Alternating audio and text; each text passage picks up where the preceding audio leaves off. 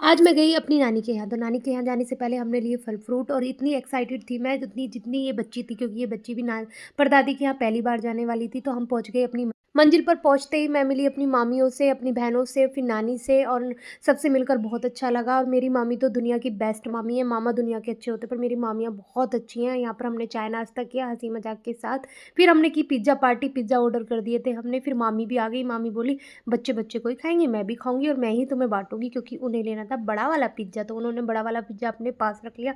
बोली, "ये तो मैं खाऊँगी, जितना मेरा साइज़ है भई, मैं तो पिज़्ज़ा उतना ही खाऊँगी।"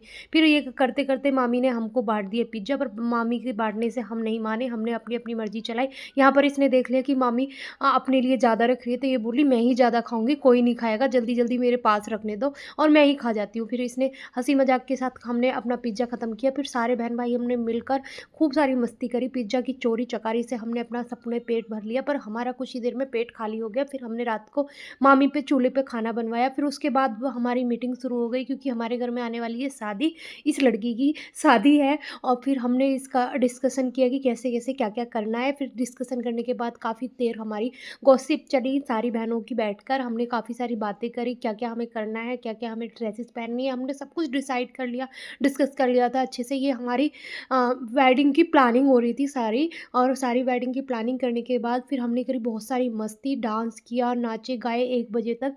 फिर उसके बाद में हम सो गए। राधे, राधे।